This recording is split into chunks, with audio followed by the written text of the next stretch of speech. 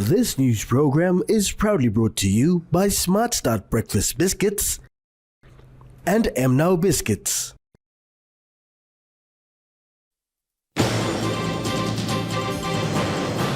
Preparations underway for 2024 national census. Relief supplies donated by Indian government for Mount Ulawa. And NAC clarifies bomb threat.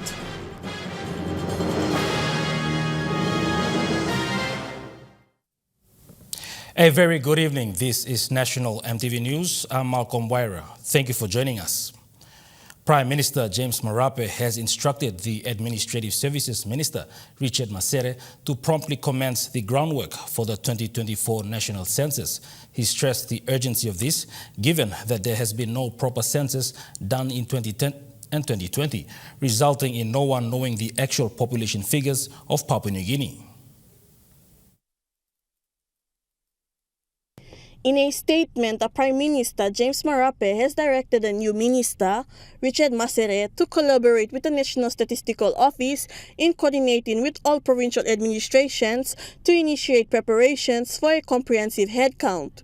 The Prime Minister further added that the government will be mobilizing unemployed youth in the country for this major task over the next 6 months. He said by the end of this year, at the earliest by September 16th, there must be preliminary data reflecting the actual population of our country. Marape emphasized that they'll align the 2024 national census with a common rule update, laying the groundwork for the national election in 2027. He also went on to clear the ongoing misconceptions of the new ministry under Minister Masere by stating that Minister Masere is in charge of the National Statistical Office and the National Identification Office, while key constitutional officers report to him. Claire Mauta, National Emtv News.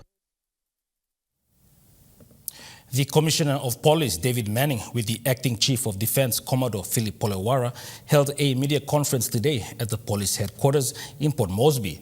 This was to inform the citizens on the situation of law and order and how they are planning to manage it in the country. The Commissioner of Police, David Manning, and the Acting Chief of Defence Force, Commodore Philip Polewara, have met with the Minister for Police, Peter Chamalili Jr., and Minister for Defence, Dr. Billy Joseph, last week Friday, where they have discussed on some of the legacy issues of law enforcers in the country. Commissioner Manning highlighted that the incident on the 10th of January has compelled them to review how they will work in collaboration to addressing these challenges. He added that this collaboration is not limited to the Defence Force only, but other security agencies as well. We feel that there needs to be a review, and that review has been directed as of last week Friday to be conducted of how we work in collaboration, under what terms of reference or under what rules of engagement the PNGDF deploy under when they are called out under a call-out or under a state of emergency, and also how we in the RPNGC provide that necessary leadership to guarantee a degree of success. Manning said this coming week they will be reviewing how police and defense can collaborate to carry out security operations under call-out arrangements or state of emergencies. They will not only identify vulnerabilities in their joint operations, but to ensure that if there is a call-out, police and PNGDF must successfully execute the task on hand. Some things that we will be looking at is, as I said, the rules of engagement of our military personnel once they're deployed in aid of civil powers and deployed as special constables. There are leadership gaps as well. We have requested, and informally, but it'll be officially requested to the Office of the CDF to allow senior officers that hold command positions within the provinces to undergo training to better understand how military operations work and how to effectively command those operations in the instance where we call out the Defence Force. Commissioner Manning says that this is the medium to long-term solutions, but the immediate solution is to address the common gaps in the police force. Louis Maingu, National Emtv News. The PNG Defence Force and the Royal PNG Constabulary will be working together to control the law and order issues in Enga, Hela and Southern Highlands provinces. Police Commissioner David Manning made specific references to these three provinces today. Police Commissioner David Manning emphasized that the Southern Highlands, Hela and Enga provinces in the Highlands region continues to pose a challenge to the law enforcers. They are discussing to find an effective way to deal with the ongoing law and order challenges in these three provinces. We have sought concurrence from NEC, and they will deliberate on the recommendations about what would be the most effective way to deal with the ongoing law and order challenges in these three provinces. Commissioner Manning says that he is working closely with Acting Chief of Defence Commodore Philip Polewara at the operations level to discuss how they will bring about more effective and confident leadership whenever the PNGDF is called on to assist the RPNGC in these three provinces. We have explored options to engage military officers to take on the responsibility of commanding operations on behalf of PPCs in these three provinces, and we will be closely working with to ensure that our legal requirements are fulfilled before we put pen to paper. Manning emphasized that the law and order issue in this country has significantly changed and it is not the same in the last decade. This has compelled the government and the RPNGC to get assistance from the PNG Defence Force. Louis Maingu, National Emtv News. The National Disaster Centre is working on assessing the El Nino drought the country is currently facing. Acting Director Lucete Mana said they will carry out assessments in provinces believed to be affected by the drought, then provide assistance. Mana said the drought season began last month and they have not received any reports of severe damage caused by the dry season. Hence, they have planned to send teams out to the hotspot provinces. So what we plan, we already had a meeting last week and we are planning to send teams maybe next week. That's what we are planning, to the hotspot areas to assess the situation. Although there are no reports of damage, the provinces that are expected to be affected have been identified. Milan Bay, parts of Milan Bay, Ella, Western Islands, Fly, Western Province. There's an indication where the Fly River subsided, yes, and some parts of Southern Islands. Mana said currently there is no funding available to assist in the drought, but once the teams carry out inspections in the hotspot provinces and provide necessary data, then they will seek funding from the national government. Edson Kuso, National Emtv News. The National Airports Corporation has made a clarification on the bomb threat alert, stating that the threats were received via a spam email copied to NAC and did not target any specific organization, including airlines. However, safety of all stakeholders remains their #1 priority, and they are seriously addressing this issue, as revealed by the Managing Director, Dominic Kaumu. The National Airport Corporation has taken these threats seriously and has immediately activated their Emergency Operations Center in collaboration with key stakeholders and specialist unit within the Royal PNG Constabulary and PNG Defence Force, highlighting that they acted swiftly to assess these threats and are taking appropriate security measures based on investigations and assessment. The Managing Director have clarified that during this stage, there are no disruptions to operations. However, their assessment will determine appropriate security measures to be taken. They have underlined that safety remains their top priority and assured that all necessary precautions are being taken to safeguard the well-being of the traveling public. In the interim, passengers will be subject to stringent security checks and bag search, and additional security personnel have been stationed at key areas of the airport, including access to gates into the airside. These measures will be in place indefinitely until the threats are ascertained. Sharon Engnui, National Emtv News. Extracting of copper wires is becoming an alarming issue in the nation's capital, as unemployed youths are heavily engaged in vandalization of public and private properties to get these substances. This has caused inconveniences to business houses and surrounding communities. Government has been urged to look into the business houses engaged in the purchase of copper wires to address this issue. Stealing of copper wires is becoming a trending activity for most of the unemployed youths. This act of vandalizing public and private properties to extract copper wires had had a huge impact to business houses, government agencies, and the surrounding communities. The newly constructed road leading up to the Pacific Adventist University in Port Moresby with streetlight poles on the sidewalk is now the new targeted spot for these vandals.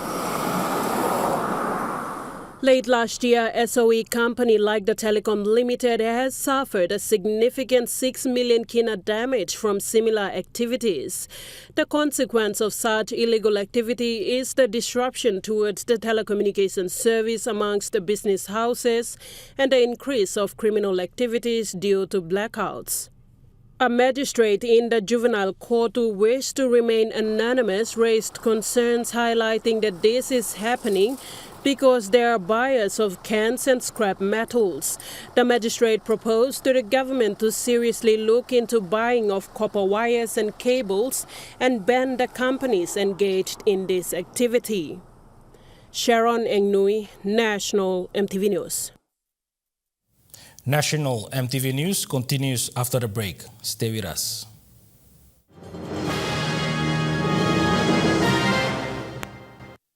You're watching National Emtv News. The 16 tons of relief supplies that was donated by the Indian government for the Mount Ulawan volcanic disaster are being airlifted to West New Britain after sitting in the storage for over a month at the Jacksons International Airport. The relief supplies worth $1 million include 6 tons of medical and 11 tons of relief supplies. The supplies were flown in from India on the 22nd of December last year, but due to the short runway at Hoskins Airport, the supplies were dropped in Port Moresby, awaiting transportation to West New Britain province. The 16 tons of cargo have been sitting at the PNG Defence Force Air Transport Wing storage until today. With the help of the Royal Australian Air Force, the first lot of supplies were air transported to the affected province. Okay, Western Britain has been a disastrous province, and especially in the Nakanai district where I'm a member of, and also we see so many activities happening. Lately we have a volcanic eruption, and again now that we are experiencing flooding also in the area, and it's very unfortunate for us as a province facing all these problems. Manake said the province has been hit with floods recently, hence the supplies will be used to assist those who are affected by the volcano eruption and the flood as well.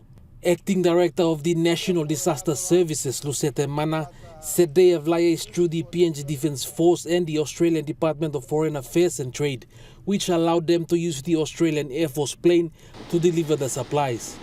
So all in all, I thank the Government of Australia and Australian Defence Force for allowing us this aircraft to us. If this aircraft is not here, we shouldn't have supplied these things to Hoskins. But thankfully it was here on time, so we managed to ship everything over to Hoskins today. Due to the large quantity, the supplies will be flown into the province twice daily, until all of the cargo have been transported. On behalf of our government of Western Britain, the Honorable Governor, Jacinda Mutual, we wholeheartedly want to thank the people and the government of India being so gracious for us, and now we sing the last bits of the supplies to be transported to hospitals and eventually go to the care centers. Edson Kuso, National, Emtv News. While thanking the foreign donors and the national government towards the Mount Ulawan volcano disaster, the oil palm minister and member for Nakanai district called on the national government to assist in building the bridges that connect the province to the nearby East New Britain province. He said the lack of bridges poses a challenge for them, especially when dealing with natural disasters. Most importantly, before we finish, I really want to appeal to the government that now that we're having this disaster situation, the flooding and all that, we now appeal to the government to see to the bridges along the New Britain Highway. The two bridges, Pandi and Lower Toriu, and including Tiauru, Ibule, and the other bridges on the west side of the New Britain Highway. The new Minister for Petroleum, Jimmy Maladina, is expected to continue to deliver on the work left by the former minister, some of which have been outstanding since 2019. This was the statement made by the Prime Minister, James Marape. The Prime Minister said this includes landowner issues relating to PNG LNG, production sharing regime work on PNG LNG, the Pasca and Wildebeest projects, PNG LNG Landowner Forum, and delivering a clear work plan on all the projects both on the ground and upcoming. The Minister for Petroleum has been asked to pick up from where Minister Kua has left off. The Prime Minister said, unfortunately, 4 years on and there's still pending landowner-related issues in the PNG LNG. The Prime Minister said groups of landowners under this could not be paid their monies, although monies are being held at the central bank. For the Papua LNG landowner issues, Minister Maladina has been tasked to spearhead the Landowner Development Forum, which the Prime Minister has directed to take place in Kerema Town instead of outside in Port Moresby for the purposes of transparency and accountability. The Prime Minister assured that a similar conversation on important tasks are being held with the new ministers, so they are on par with the vision to take back PNG. Natasha Rovoy, National, Emtv News. New Porgera Limited announced that the restart of Porgera is progressing well and is on track. First gold production is expected to be achieved in the first quarter of 2024. Following completion under the Porgera Project Commencement Agreement on the 22nd of December 2023, the NPL team has stepped up and delivered outstandingly towards getting back into full production in third quarter as required. This is the statement by NPL General Manager Chet Colin. He said the critical part to full production is restanding or replacing relevant towers along the Heights transmission line. Colin advised that NPL has already commenced payment of 4.6 million kina in outstanding compensation fees for the period that Porgera was in care and maintenance, and will shortly commence negotiation of the long-term compensation agreements with landholders agents. The sharing and division of project benefits such as equity and royalties among stakeholders will be agreed at the government-managed development forum process and be recorded in a Porgera Project Community Development Agreement that NPL will be a party to. Under the Community Development Agreement, NPL will contribute through the tax credit scheme to relevant infrastructure projects in the areas areas of health, education, road, and law and order.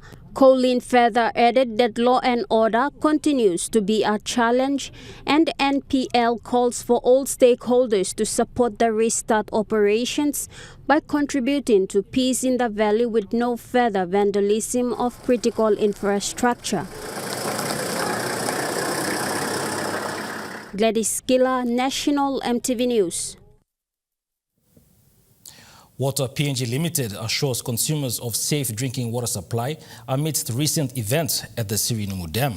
Water PNG condemns the false and irresponsible rumors regarding the safety and quality of water supply following the tragic incident involving a PNG power contractor at the Sirinumu Dam. Water PNG clarifies that this incident did not in any way compromise the quality of the drinking water supply to Port Moresby and surrounding areas. Water from Sirinumu Dam undergoes extensive downstream purification processes, ensuring that Port Moresby water supply meets international standards. The state entity assures that these processes routinely address contamination from various sources including flora, fauna, and remains of animals such as cows and pigs. The raw water from Sirinumu Dam travels approximately 40 kilometers, passing through a series of stringent safeguard processes, including the Mount Ariama treatment plant, which adheres to the highest world standards for human consumption.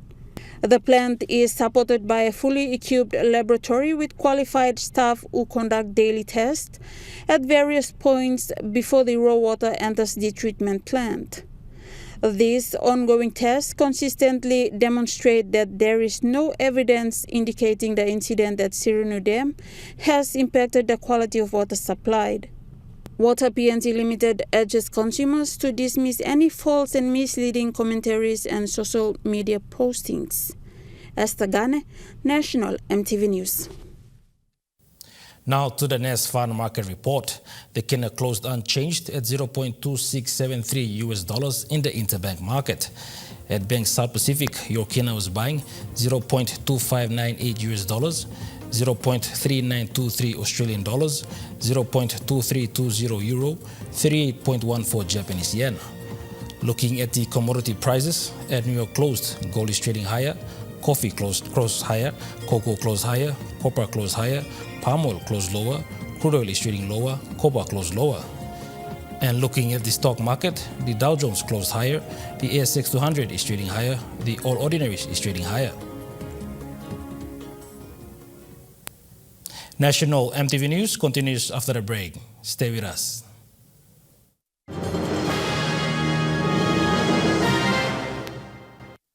You're watching National Emtv News. The Connect PNG program under the Marape Rosso government is underway, and all roads will be connected in 10 to 15 years' time. This was highlighted by the Minister for Works and Highways, Solan Medicine, while presenting a total of 261 million kina to the 20 contractors today in Port Moresby. This payment consists of 76 million kina to Highlands region, 75 million kina to New Guinea Island region, 67 million to Momase region, and 40 million to Southern region. These payments are being made after having the invoices for payments gone through a vetting process, says the minister. We appeal to the country that out of the 350 million, 261 million checks will be paid now to all the contractors around the country in the 4 regions. So money is not scam, money are paid to genuine contractors. Most of these contractors are also genuine contractors who have been there, who have delivered roads to this country as well, from different regions, from different parts of the country. So we are up to date. Connect PNG is not scam.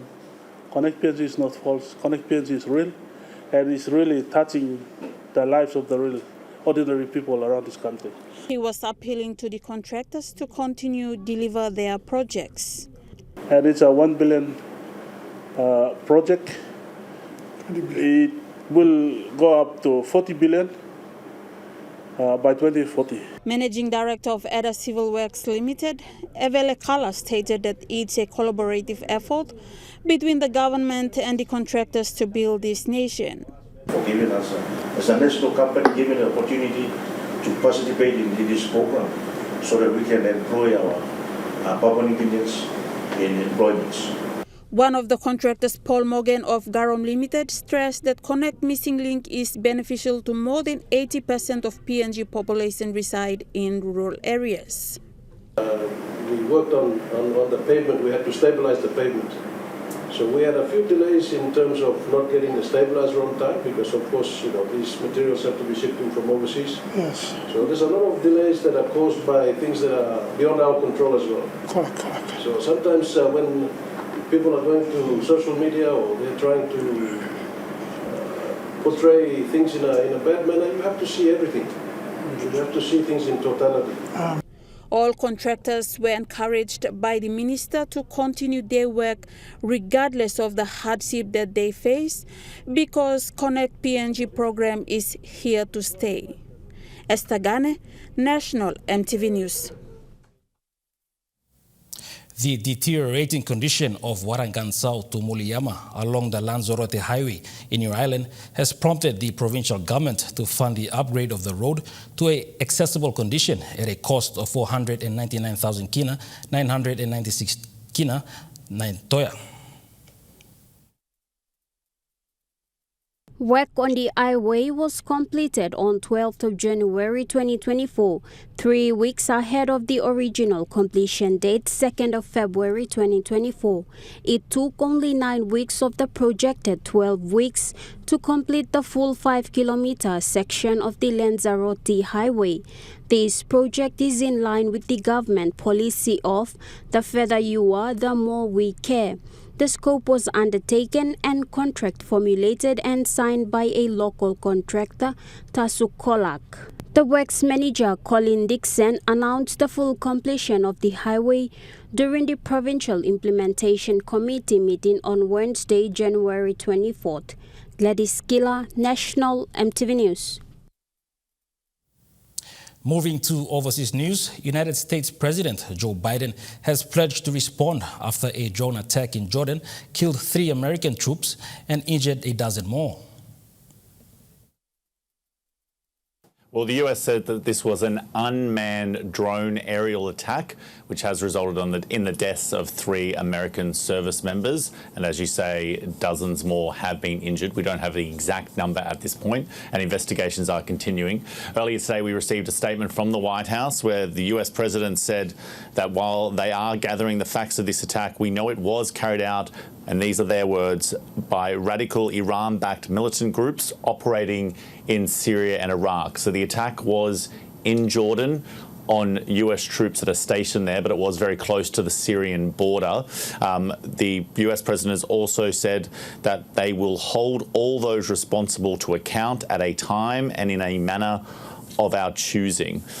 So this is the first deadly drone attack on US forces in the region. There have been previous drone attacks on US assets, but this is the first time it has resulted in US casualties. There have obviously been Iran-backed militia attacks against US interests and US ally interests in the region, including from the Houthis in Yemen, who have been targeting commercial shipping that occurs through the Red Sea, and also Hezbollah's attacks on Israel in northern Israel near the Lebanese border. But this is the first time that US service people have died in a drone attack since the escalation of conflict between Israel and Hamas. New South Wales Premier Chris Minns says that those who were involved in the 3rd neo-Nazi gathering in Sydney will be arrested and exposed. About 20 men dressed in black gathered in a North Sydney park on Sunday morning. They were dispersed by police a short time later, and police issued public safety orders to some members of the group. The Premier says police have the right to unmask Nazis on the streets, calling them massive racists. Chris Minns says the majority of the group were from interstate. All the information, all identities were revealed to police. In fact, 5 people either weren't able to identify themselves or police suspected gave incorrect information, so they were held in custody. Everyone else gave their identification. We know that 60% of these people were from other states, interstates in particular, obviously bringing their hate and their division into New South Wales. They like to present themselves as quite a powerful force, but in reality, you're talking about 60-odd people out of 27 million that have come from all over Australia to participate in this event. So by any means, that's not really a huge political force. Whenever we see people mobilising like this from the extreme right, it's essentially a recruitment drive. So they need to be able to be visible, to have publicity in order to get their message out and to try and attract people to their cause. So things like Australia Day, when there's debates going on around the meaning of Australia Day and it becomes like a political wedge issue, this is an opportunity for them to get in and to exploit that in order to present themselves as major players in this space. In the online space, a lot of people will engage in extremist subcultures, including neo-Nazi subcultures or white supremacist subcultures. But getting those people to move from behind their keyboard out into action is actually notoriously difficult. And we've seen this every time the neo-Nazi movements or the white supremacist movements have attempted to mobilise. And they have been on a mobilisation and recruitment drive for nearly 10 years now. And still they fail consistently to get more than 50 or 100 people to any of their events. Following the Child Abuse Royal Commissions several years ago, the Jehovah's Witness Church have committed to mandatory reporting on sexual abuse in the church. Kezia Witten fears the Jehovah's Witnesses are still hiding child sexual abuse. You're a survivor every day you survive. The 34-year-old from regional Western Australia grew up in the Jehovah's Witnesses faith, which believes Armageddon is imminent. But there was a far greater threat inside her family home. About 3 decades ago, aged just 5, Kezia Witten was sexually abused by her brother, Joel Witten, who was over 18 at the time. He should have been hurting for me, not hurting me. Nothing like that should ever happen to a child, ever. It left her with deep emotional scars and trauma. I was pretty committed to killing myself. Kezia confronted Joel later in life, and he confessed to the Jehovah's Witnesses elders in 2018, following the Royal Commission into child sexual abuse. But the elders chose to conduct their own investigation and not report the matter to police. This was despite the faith group committing to report child sexual abuse during the inquiry. Kezia then decided to report the matter to police herself after having a child of her own, and Joel pleaded guilty and was jailed late last year. The Jehovah's Witnesses didn't respond to all questions, they say, to protect the privacy of those involved, but say they regard child abuse as a crime and abhorrent sin. WA's mandatory reporting laws don't require religious organisations to report historical abuse which occurred before 2022, even if the survivor is still currently a child. It's something survivors like Kezia Witten want changed, but the state government says the laws were not intended to address historical abuse. With her abuser now jailed, Kezia has started making candles to help her find the light in her life. I think it's knowing that you're a lot more than what hurt you, instead of letting it consume you completely. She says other survivors shouldn't give up hope. National Emtv News continues after the break with Trukai Sports. Stay with us.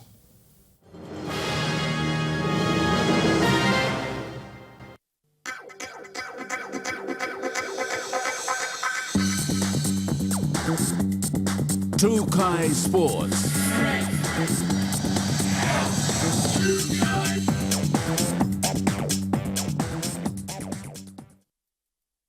Welcome to Trukai Sports. In preparation for the upcoming Oceania Football Confederation Men's Champions League in Tahiti this May, Hekara United and Port Moresby Strikers are currently training for a national playoff against each other. The winner of this playoff will qualify for the OFC Men's Champions League. Head coach David Muta of Hekara United provides insight into their training regimen, emphasizing the team's focus and determination. Usually we do lots of small-sided games and build up into 11-11 games. but in small tight spaces. Not to get the touches back and to make sure that you have to move a lot and you have to master your touches with the ball, your passing with this small sighted game training and 11v11 game training. Meanwhile, Port Moresby Strikers head coach also shares details about their preparations, highlighting the team's commitment and readiness for the upcoming challenge. I think generally, after the finals, we thought the boys, they were a bit down with their stamina and condition, so that's what we basically worked on it. I think with the game structure and everything else, I believe we don't need to stress that as much as possible. I think going towards the game, by next week we should, emphasize more on that. But as of this week, we're trying to work on the condition and make sure that they're up to, working with the structure. And that's what basically this week will be all about. As you can see behind me is the Port Moresby Strikers preparing for the upcoming qualifier matches against the Hekari United that will be played here at the National Football Stadium on the 10th and 17th of next month. James Guken, Trukai Sports.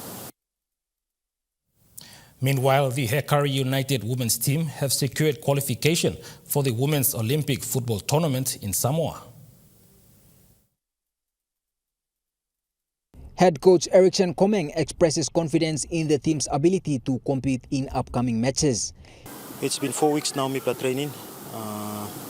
We got six more weeks left, so it's quite a good number of weeks. So MIPLA continue to work hard, and I think the last time MIPLA played OFC, we've taken a lot of positive things out of that OFC game. So girls are well prepared and we're looking forward for it. The good thing is we have 6 more weeks left, so MIPLA must work hard, and all girls are how hard and how well we can compete and play in the OFC tournament. So we're looking good for the tournament. He mentions that the team is undergoing training and drills in preparation for the match scheduled for March. Most clubs that come to the tournament are champion their own country ball. So that's the challenge that we're going to face. It's going to be tough for us.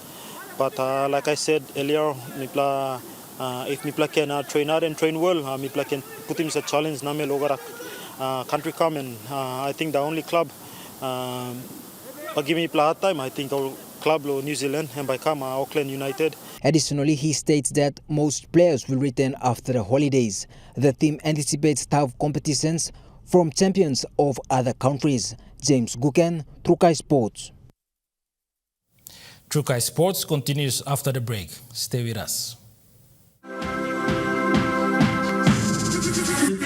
Trukai Sports. You're watching Trukai Sports. Leading up to the 8th PNG Games, now set to be hosted in Mendi, Southern Highlands Province, Central Community Development Division Advisor Henry Kavana gave an update on Team Central's preparation.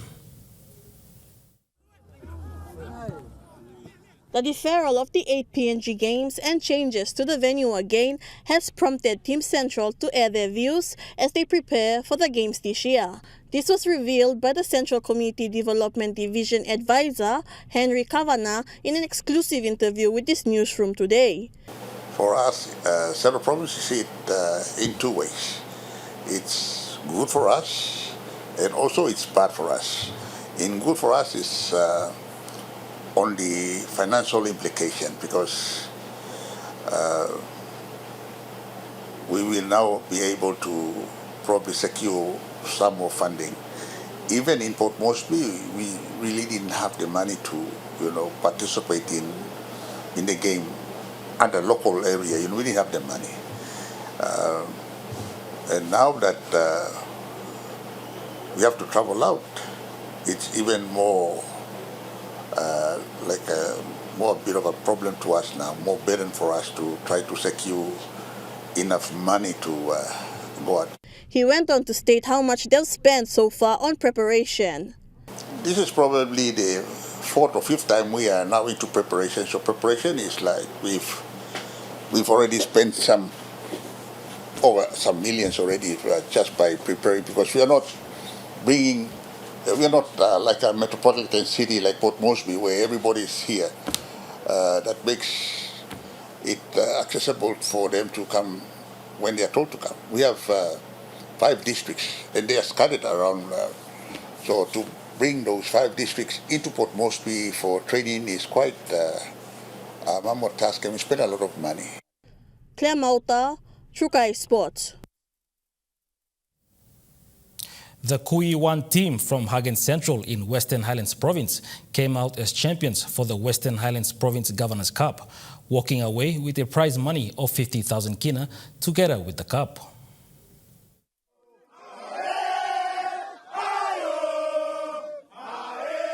The team is a pioneer team to take home the Western Highlands Province Governors Cup.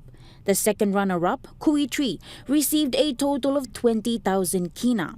Present to officiate the ceremony was the Minister for State-Owned Enterprises and Member for Hagen Open, William Duma, and Governor for Western Highlands Province, Wairapa. Governor Rapa encouraged that this tournament must continue on for the next 20 to 30 years. Me like in this cup, it must go on for the next 20, 30 years. You play one bell and now this cup, me like in members round inside the Western Highlands Province. With gratitude for the tournament, Minister Duma says for many years he had struggled to support rugby league. Over the last 20 years, me work struggled. No got one leader of Western Highlands, including the 4 members for Western Highlands to support him rugby league at the national level. But for the first time in many, many years, me talk thank you Lord God, because God is giving wisdom. Lord Nubla down him, Lord Yemi. Lord recognize him. Important Lord rugby league. Lord recognize him. Important Lord young man, Lord Yemi, Lord. We must give them something to do. The event concluded with the awards and presentation to the teams that took part on the 4-day tournament. Natasha Voy, Trukai Sports. That ends Trukai Sports. The Money Plus weather report is next. Stay with us. Trukai Sports.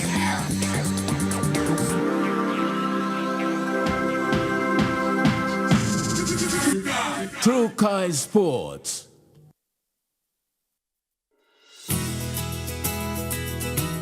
This weather update is proudly brought to you by Money Plus, with you always. The weather forecast for the next 24 hours. For the southern region, Port Moresby City, partly cloudy with possible brief showers and drizzles. Popondetta, some showers and possible thunderstorms. Looking at the Momase region, Ley City, partly cloudy with possible brief showers. Vanimo, some showers and possible thunderstorms. To the New Guinea Islands region, Lorengau, some showers with possible thunderstorms. Buka, some showers and possible thunderstorms. To the Highlands region, Mount Hagen City, cloudy periods with possible brief showers. Mendi, Tari and Wabeg, cloudy periods with possible showers.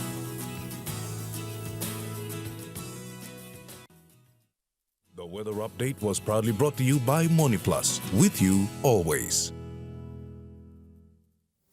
And that wraps up the news, sports and weather for Monday, the 29th of January, 2024. From all of us here, pleasant viewing. Bye for now.